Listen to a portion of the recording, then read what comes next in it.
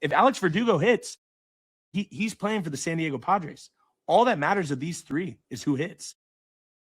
Yeah, I would say this about just like the platoon possibility. Here's the thing: I'm trying to find Sheets' numbers last year. To Kevin's point against lefties, like he was serviceable.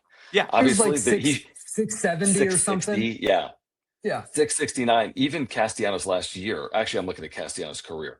So again, maybe that tells a little bit of a different story. But Castellanos in his career, 853 OPS against left-handed pitching. Where Gavin Sheets was exposed is when they needed him to play every day. Yeah, that's not his fault.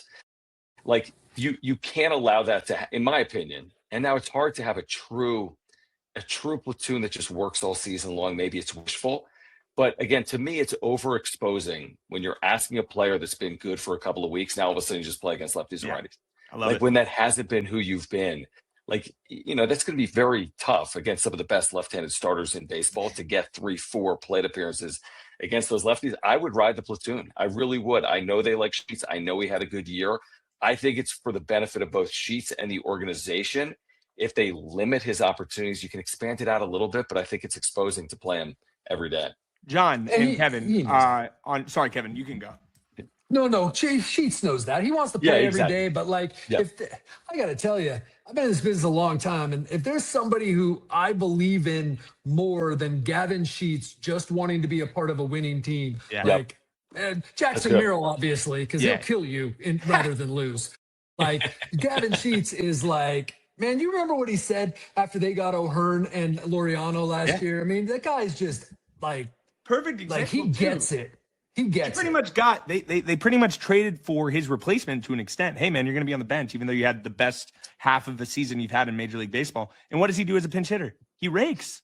And he got back in the lineup. Yep. I love the fact that, let's play. It's a Friday night game against the Dodgers, against the Dodgers, and Yamamoto's on the bump, and we have Sheets batting 6, and then they bring in Tanner Scott in the 7th or 8th inning, and you got Miguel Andujar batting with a runner on second instead of Gavin Sheets. That is what depth is.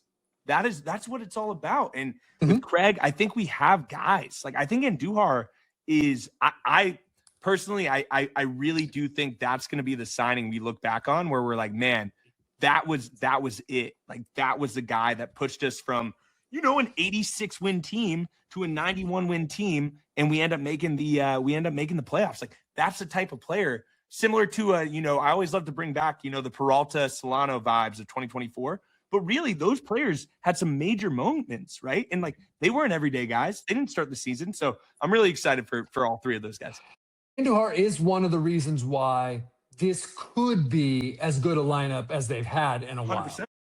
Like, if he, what is it, like a 990 OPS over the last 2 years? He's been, I can look it up right now. Against lefties. But like, yes, it could work out that way. Now, that means Sheets has to keep doing that, and Andujar's keep doing that, and Jake Cronenworth had his most consistent year last year, and he was fantastic, and everyone knows I love Jake Cronenworth. And Xander Bogaerts, maybe it'd be good if he could play, start out the season the way he's finished the last 3. But like, there are those things like your scenario you brought up there that show you, oh wow, yeah, this could be a longer lineup. This could be a lineup. Whereas last year, like, yes, we'd second guess Schilt a little bit, but it was also like, what was he supposed to do in that moment?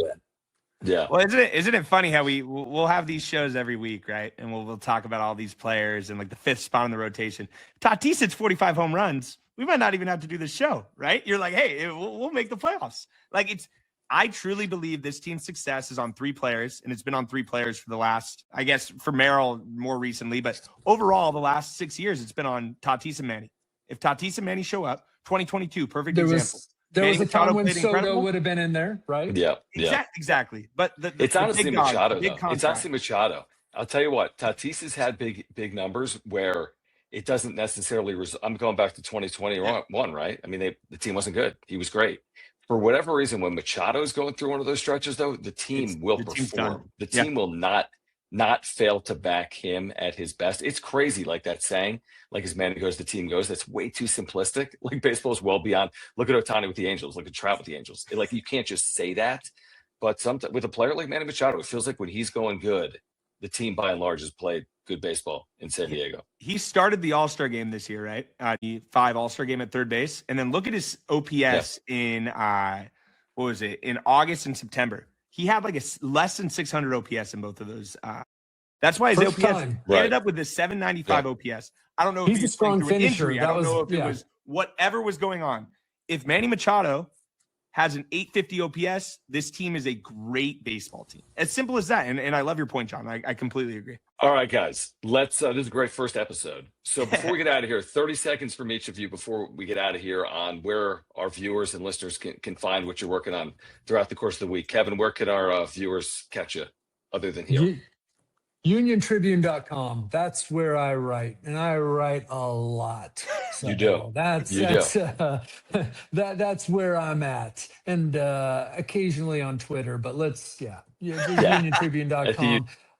And my boss and I, we also do a podcast called the Hot Lava Podcast. Yes. And that's once a week, actually once a series. Once the season starts. And then, of course, here, and I freaking love this format, and it played out, and I know that we're going to even draw it out more, but you got like the guy who's like embedded with the team. You got like the fan of all fans. You got the radio guy who knows how to like direct traffic. And then also like, man, there were like 3 or 4 times tonight, Jon, where you were just like given like this, not controversial take, but you wanted to make sure that we were thinking about a certain thing. And that's one of your specialties. So I'm fired up about this show. All right, what about DSG? Where we find the DSG? Couldn't agree more, Kev Dog. That is, I could not have said it any better. You can follow us on Twitter, Devine Gospel. A lot of memes, just a heads up. But no, I feel like we tweet some pretty good stuff. Instagram, Devine Sports Gospel. TikTok, the same name. And also on YouTube. Love to do, me and my brother do a show about once a week. It'll start back up next Monday. Have some work stuff this week. But we'll be doing Padres Collective every week going forward. And, honestly, great first episode. I've been a fan of both of you guys for a while. And I think, it seems like in the comment section, a lot of people liked it. And I'm not surprised. I thought it was a pretty great episode. Appreciate you guys. For our viewers, you can find me on San Diego Sports 760. Somehow I'm doing a solo show from 2 to 6 in the afternoon. So if you want to work with me, iHeartRadio.com/careers. But I'm on San Diego Sports 760 talking Padres and Aztecs every day. Calling an Aztec game tomorrow here in Boise, Idaho. Need a win. You can catch the wrap-up show. Jim still exists, even though he's in Philadelphia. He's in Philly. We've got the wrap-up show on YouTube as well. Great stuff tonight, guys. Appreciate you. For our viewers, again, if you have not subscribed to this channel, please do that. I think we have about 500 subscribers on day one, which is incredible. So we thank you guys for your support of this channel. Please subscribe. Exclusive weekly Padres content for you here on the Collective. Plus,